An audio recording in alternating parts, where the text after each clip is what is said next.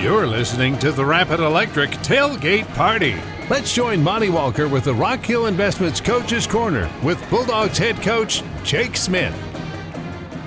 Coach, facing the number one team always brings challenges. They played quick and fast, but the way your team never once backed down from a challenge, I thought was impressive to see.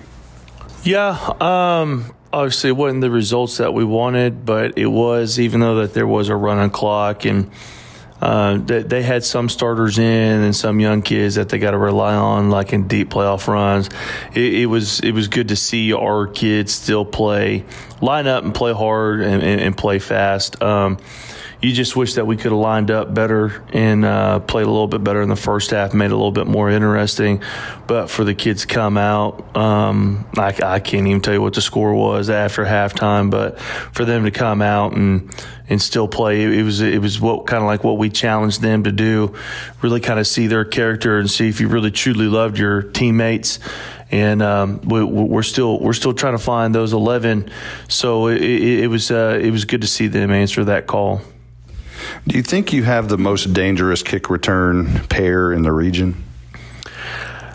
We definitely got to have probably, if not the best. We've got to be pretty close to the top, though. The first one that kind of broke it loose was Knox Bounds against Bonham, I believe. So I think everyone kind of forgets about him because he's not the most electric one. But between Riken and Ryland, they're pretty electric when they had the ball in their hands, and it was good to see that unit. And it really does. It takes. There's two guys that we're not blocking. We're not going to block the safety, and we're not going to block the furthest guy away from the ball side. So we have to do a good job of blocking 9, and we've got a good group that takes pride in it.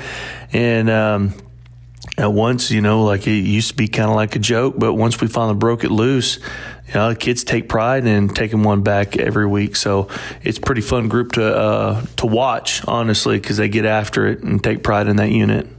It appears you've lost your right guard, Large Marge, for maybe the rest of the regular season. Who has to step up in his place? Yeah, it's going to be kind of musical chairs until we can find one. It was kind of similar situation than what we had early in the year after the Boyd game. We found Gavin Snapp. Now we got to go back to Bryce Baker, Sean Stanley, and I call him Bam Bam, Jameer Brown. He's going to have to be able to get in there and help us out also until we can find one. But also, good news, not to commit a HIPAA violation or anything. Good news is so far there wasn't a fracture found. It's just a sprained ankle. So he's going to have to get his butt in there and get some treatment and get better and get ready, because our goal all year long has been to make the playoffs. And so that's what we plan on doing. And, win out, give yourself a chance. And, if Will doesn't come back, then hopefully by that time, especially after the bye week, we found somebody that can shore up that right guard spot. Let's talk about that cat and mouse game that took place at the end of the game. 4 consecutive kickoffs. You made them re-kick it each time. It eventually ran out the clock on a Riken cross touchdown. I didn't do it really early on in the game just because I knew what they were doing. And sometimes when he kicked it out on like the 40 or the 42, I was going to take that instead of at the 30 because it's better field position. So I knew all week long what they were doing. And typically what I do, my philosophy is to make them re-kick it, because we only have to drop 3 lines, which is 15 yards, but they got to run 40 to 50 yards. And especially some of the starters that they have on there, I like making them re-kick because it's another 40 or 50 yard sprint that they got to do, but we don't have to do, and then they got to turn around and play defense. So it's kind of been my philosophy ever since I really started taking over special teams. But I knew we had to run a clock, and thankfully that line judge on our side, I forget his name, but he was a good dude. And I said, hey, man, we got to get a live rep at this. And so do they. Eventually they're going to have to get a live rep instead of just kick it out of bounds. And so I kept on yelling across the field at my friend Jeff Egger, who actually his wife Becca Egger graduated from Howe. So that's the full circle of this story. And I just yelled. I said, "Come on, Jeff! You know you need a live rep. We do too." And he said, do you promise to take a knee instead of taking it to the house? And I said, I can't promise, and I don't know what the kids are going to do. I said, but hey, if we don't score, we'll take a knee on offense. And he said, all right, we'll kick it deep then. And we took it to the house. So there might have been a blocking in the back, but I say that's just good effort by Rylan, because it was actually Rylan that was blocking a kid into the head football coach, Jordan Gill, over there, and they were pretty fired up about it. But with the new rule, you don't do a 2-point or an extra point kick after time has expired. So as soon as we took it to the house, I just started jogging my happy butt over to the sidelines, and Coach Gill shook my hand, and he's like, I got to give you that. You got one on us. And so it just makes for a funny story, and the kids were pretty excited about it. And it's just another example that us coaches have to prove to the kids that, everything we do is for them. It's not about me, and it's not about us. It's for the kids. And so hopefully they see that, us coaches are, fighting tooth and nail for them, and we kind of take that and roll with it.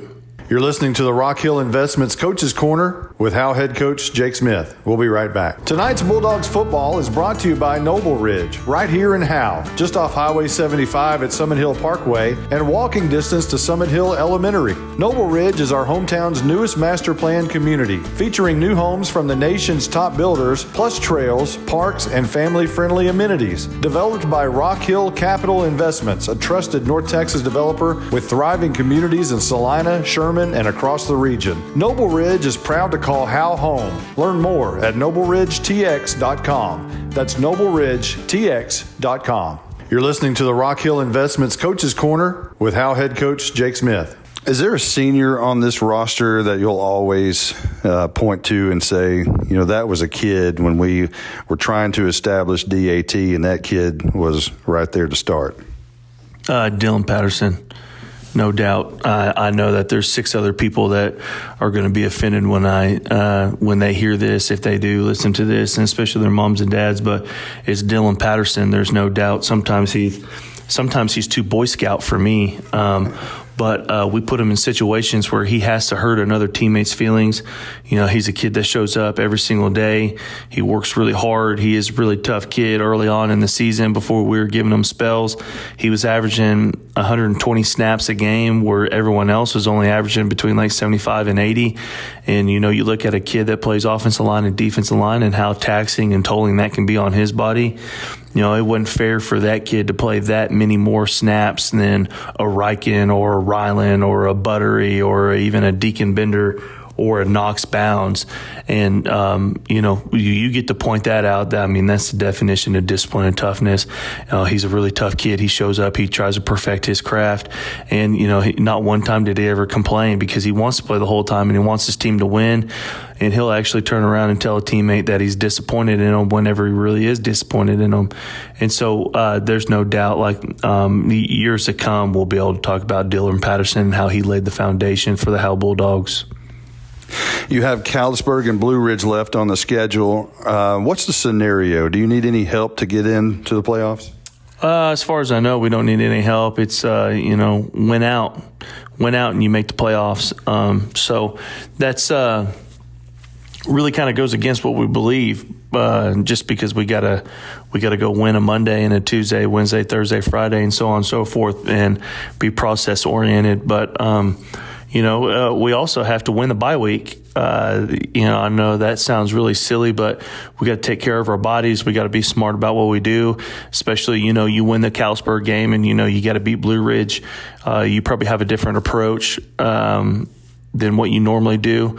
You're going to take that extra week to prepare for Blue Ridge and prepare for everything and get ready for the playoffs.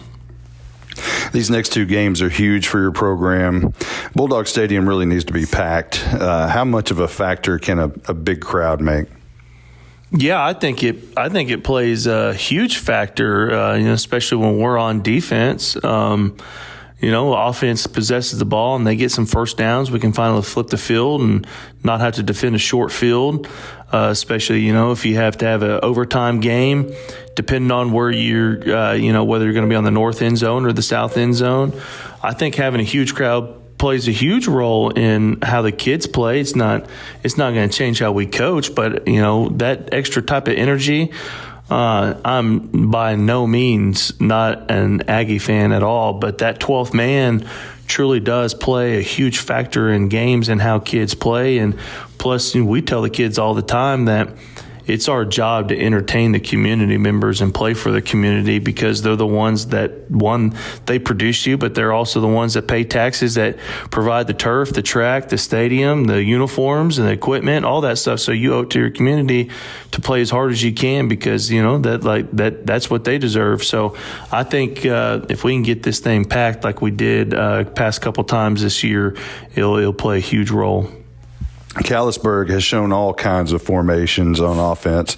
Slot T, wing T, I formation, two wides. How do you prepare for all that? Well, you got to be as simple as possible so our kids don't have to think. I think that was probably part of the problem is our game plan last week. Coming from my mind, I thought it was pretty simple, but the children in the back end were struggling to make the checks, and so I had to call every check last Friday night against Gunner just so that we could get lined up correctly. And, so we took that into effect this weekend when we're coming up with Callisburg game plan, because they do line up in a lot of stuff. But what we did, like on my whiteboard, we broke it up to where, like, what are their favorite formations and their favorite football plays that we have to take away. There's only so many different ways you can line up 2x1, 2x2, and 3x1. And so when we draw a line, we just have to make sure that if they've got 7 on the right, then we have to have 7 on the right. If they got 5.5 on the left, then we got to have 5.5 on the left. And so we simplified it so our kids can just line up left and right. They don't have to worry about checking sides or anything. So we're going to line up and play as fast as possible. I tell the kids all the time that if we take the thinking out of it, clear mind equals fast feet. And so that's the goal for the week. The Coach's Corner has been brought to you by Rock Hill Investments. You're listening to the Rapid Electric Tailgate Party.